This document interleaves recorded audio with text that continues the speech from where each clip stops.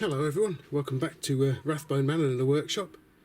I've got a massive car boot sale tool haul today to take a look at, and I know some of you have been complaining that you've been getting your hands dirty when you're coming over here, so today I've got some gloves on in an attempt to keep you nice and clean. I think what we'll do is, because there's quite a lot of tools here, I think we'll get right into it and we'll take a look at this first, because I've got this very interesting hook for one of the guys at work who wanted some interesting stuff to make coat hangers from, so he should be quite pleased with that one. What else have we got to look at then? Okay, so I bought a whole bunch of stuff off of one stall. It cost me £8, and amongst it all was this little fella here. This is, I believe, yes, Eclipse. It's a little one of these Wireframe junior hacksaws. Looks in quite good condition. Yes, use Eclipse saw blades, it says on the top there. Hopefully you can see that. Yeah, there you go.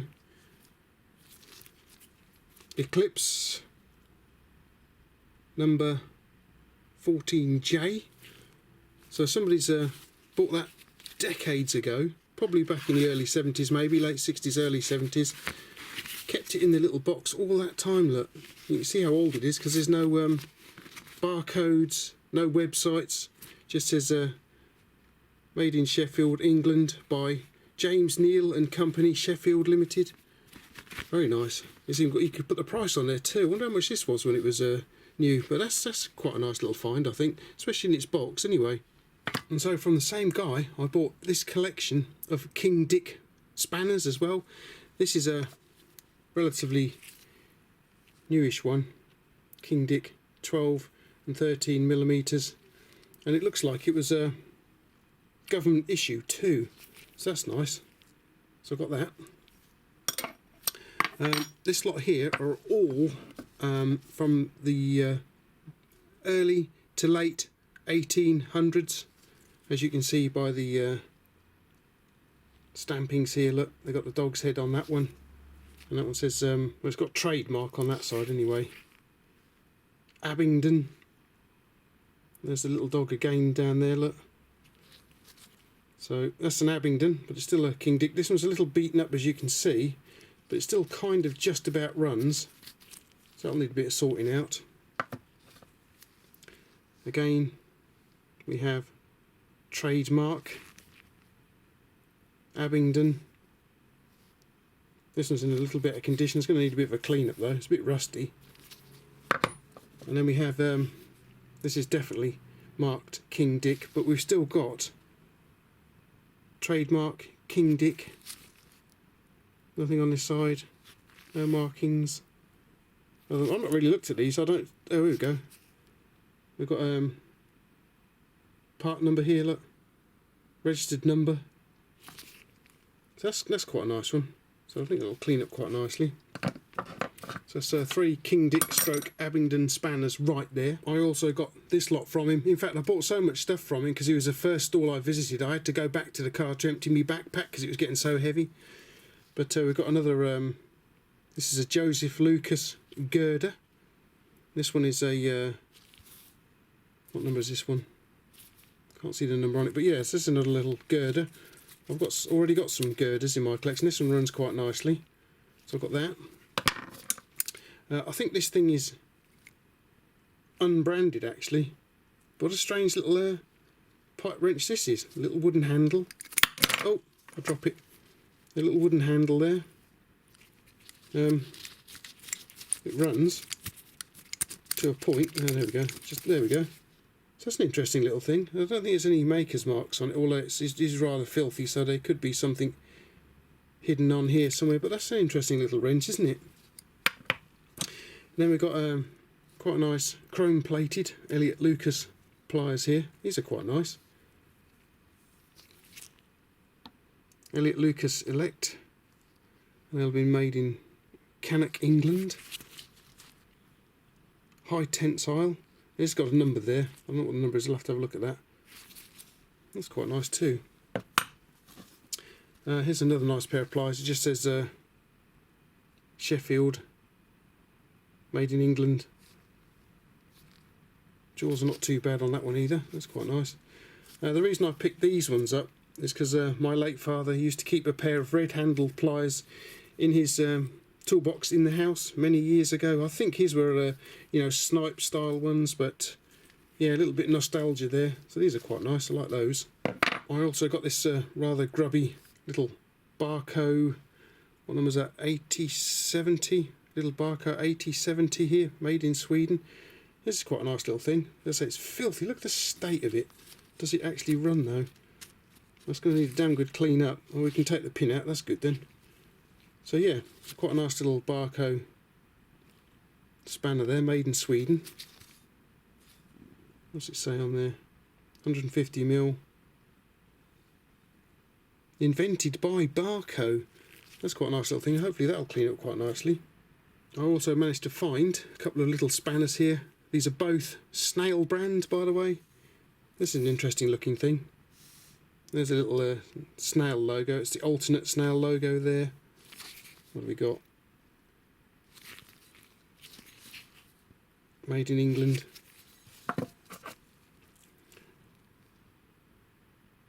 There's a little logo again. I think it's slightly different. Two slightly different logos there by the looks of it. Yep, two slightly different logos again. What have we got here? 1/4 Whitworth, 5/16 Whitworth. So yeah, there's two Snail brand spanners right there. One of the stalls is run by a slightly scruffy sort, and he has all sorts of old tools and bric-a-brac and everything on there. This lot cost me £1. So next time I need a haircut, next time we have a lockdown, they just need a little bit of oil by the looks of it. They still work, but do they cut? Are they sharp enough to cut hairs, I wonder? Interesting. Oh, we've got a maker's name here. Made in England. And something in there as well. Some or other. Can't quite make that out. We've got these scissors as well. These are forged steel. Chromium. Made in England. It says there. Hopefully you can see that. They're either electrician's scissors or for pruning. They're very tight, they need a good clean up, and they're chromed as you can see, so they're going to need a bit of a de-rusting. Serrated blade there. So they're very stiff. I had to close them before I put them in my bag. So they're either electricians or they're for pruning, one of the two. And the other thing I got was this little fellow here. This is interesting. Again, we're going to need a bit of a cleaning and oiling up. And what does it say here? Paper Fastener Co. Patent Bump USA, La Crosse, Wisconsin, I guess that is, and we've got the same on the other side too. What this is, I think, is a stapleless stapler, as it were. Let's grab some paper and have a look. Okay, so we've got two little sheets of paper here. Right, we'll put them together. Get the old Paper Fastener Co. bump, whatever it is. Just feed them all the way in like so. If it'll let go of them. There we go. See what it's done there, guys? Look at that. Awesome. And now they're now fastened together quite nicely without a staple. Interesting. What do you think of that? I also got these from the larger tool stall as well. What we've got here. Genbro. British made, number 35. It's quite a nice auto wrench or monkey wrench. It still runs quite nicely. It's not been, I don't think it's been abused at all either, to be honest with you. It runs very nicely. How do the jaws close? Yep, nicely indeed. A little bit of hammering on the back there by the looks of it, but not too bad at all actually. Not too bad a condition at all, that one. Also managed to pick up quite a nice 9-inch footprint wrench too. Someone's looked after this one again. Not used it too much. It's still got the original pivot pin in there too. Any other markings on it? No.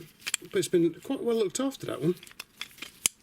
No hammering or banging or anything on it. So yeah, two nice tools there. Mrs. Rathbone wanted some more floor covering for the kitchen, and I managed to get this roll. This is 6 foot by 6 foot, about 6.5 foot by 6.5 foot, and cost me £13. Looks quite nice and soft. So guess what I'll be doing very shortly, and it is to replace this stuff here which we've had here for a few years. It's getting a bit dirty and grubby and a few marks in it, so yeah, that's a replacement for just there. There's another guy who sells tools. He's beginning to recognise me as I arrive at his stall now, and I bought this lot off of him. So let's start with this very nice little Stanley 100 Plus here, made in the USA, 3-inch blade on it. The reason I picked this up is because my late father had a much larger version of this in his toolkit, as I remember from when I was young. It's going to need a bit of a de-rusting. The tip doesn't look in too bad a condition. You still see the grind there. I hope they've got some writing on there. They might even have some writing on there. I'll have to look into that. Anyway, yeah, so not bad. I say, father had one of those, but a much larger one, so I had to pick that one up, didn't I? Now you may remember this from a previous car boot sale.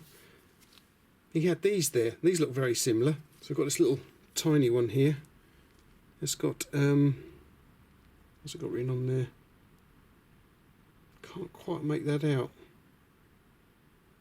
It's a bit, but it says steel. I can see that much. But I'll have a look at that under some magnification. I think it says maybe Timmins and somebody or other, something like that down on there. So I really don't know what these things are used for at all. Probably some sort of gauge for metal or wire or something. And we've got a much larger one here. Marples. I can read that. There says Marples, Sheffield, England on there. That's quite a nice one too. So I've got those two from him with let's say the screwdriver as well. The screwdriver cost me 50p, and I can't remember how much these were now. I bought some other stuff from him. Maybe this thing here as well. Okay, so I bought these three. I can't remember now. Try and think about it for the editing. But this is a little draper. The guy said he hadn't got a clue what this was for, but I'm thinking, because it's got, like, obviously, as you can see, it's got a specific tip on the end there, which is probably what is that tip now? Yeah, can't remember.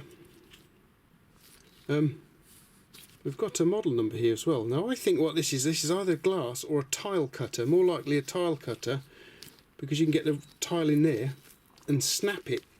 So yeah, we'll look that up, and I would imagine you'll find it's probably a tile cutter, is that. Thinking about it, I was £3.50 for this lot. What else did I get from him? My 2-star buys. First of all, we have this exceedingly good condition. I would say this is from the 70s, a 1970s footprint wrench here. Somebody's absolutely loved this, loved it so much they painted it. Look, it's lovely, isn't it? And I don't think, to be honest with you, it's been used very much at all. Got its original well, it looks like its original pin with it. No, there's very little damage to the holes here, because sometimes they're sort of like oval, where they've been given some welly to. The teeth, well, even the paint's not come off the teeth. Look, this is beautiful, and this is definitely going into my collection of footprint wrenches. This is absolutely a beautiful example, this one. As I say, somebody has taken the time to paint it, and it's probably been put in a toolbox somewhere and never ever used, I think. Look at it, beautiful. The other day I watched Scout Crafter, and he was renovating an auto wrench or monkey wrench, and it was a King Dick, just like this one here. This one's in lovely condition too. Look at that, it's got the KD on it. There's a spring here as well that stop it rattling to a degree. It runs very nicely too, and also, check it out, government issue. I can't find a date on it yet though, but we've got the broad arrow stamped in there, and we've got W/2421. But so far, I've yet to find a year on it, which is a shame. So we don't know how old this is so far anyway. Let me just have a look at it and I'll come back. No, I can't see a date on it, but it runs very nicely, and someone again has taken the trouble to paint it black. So I wonder if they came out of the same toolbox. Maybe, probably not though, because the colours are different. But yeah, so I got myself a very, very nice King Dick auto wrench, monkey wrench, government issue. Very nice indeed. I like that. Very pleased to find that one. I got charged £5 for the two of these. Alrighty then guys, well thanks for popping over. Thanks for taking a look at this lot here. I got quite a massive haul today. And I say it was getting a little bit heavy because, as I say, the first stall I visited, I bought a whole bunch of stuff. So I just went straight back to the car, emptied my backpack, and went back out again. And as I say, on the second visit to the stall, I got some more great gear as well. So yeah, so I hope you enjoyed popping over, taking a look at this lot today. Probably, hopefully, be going in another couple of weeks' time. So yeah, I thought I did really, really well today. I'm really pleased with this lot. And I've got two really, really nice